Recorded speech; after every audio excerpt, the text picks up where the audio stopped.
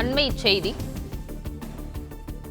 திருவண்ணாமலை மலை சரிவிலும் நீர்நிலைகளை ஆக்கிரமித்துள்ளவர்களை உடனடியாக அப்புறப்படுத்த வேண்டும் என்று தமிழ்நாடு அரசுக்கு சென்னை உயர்நீதிமன்றம் உத்தரவு பிறப்பித்துள்ளது. இதுகுறித்தான கூடுதல் விவரங்களோடு இணைந்திருக்கிறார் செய்தியாளர் ஆனந்த்குமார். ஆனந்த்குமார், வணக்கம். விவரங்களை பகிரலாம். வணக்கம்.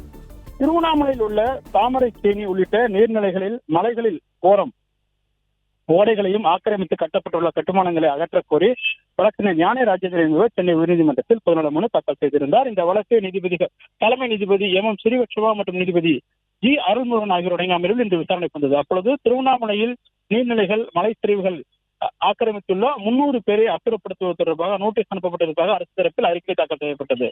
கடந்த விசாரணையின் போது பிறப்பிக்கப்பட்ட உத்தரவை தமிழக அரசு அமல்படுத்தவில்லை என மனுதாரர் தரப்பில் தெரிவிக்கப்பட்டது. உரிமமோ குத்தகை என எந்த அதிகாரமும் இல்லாத நிலையில் ஏன் நோட்டீஸ் கொடுக்க வேண்டும் என கேள்வி எழுப்பிய நீதிபதிகள் திருவண்ணாமலை மலை சரிவிலும் நீர்நிலைகளிலும் உள்ள ஆக்கிரமிப்புகளை உடனடியாக அப்புறப்படுத்த வேண்டும் எனவும் உத்தரவிட்டது. இது சம்பந்தமாக மாவட்ட ஆட்சியர் அறிக்கை தாக்கல் செய்ய வேண்டும் எனவும் நடவடிக்கை எடுக்க தவறினால் சம்பந்தப்பட்ட அதிகாரிகளுக்கு எதிராக நடவடிக்கை எடுக்கப்படும் என எச்சரித்த நீதிபதிகள் விசாரணையை 4 வாரங்களுக்கு தள்ளி வைத்துள்ளனர்.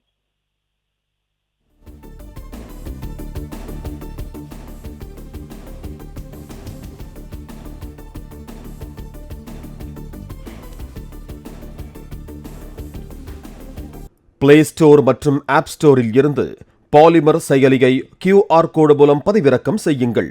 செய்திகளை உடனுக்குடன் பெறுங்கள்.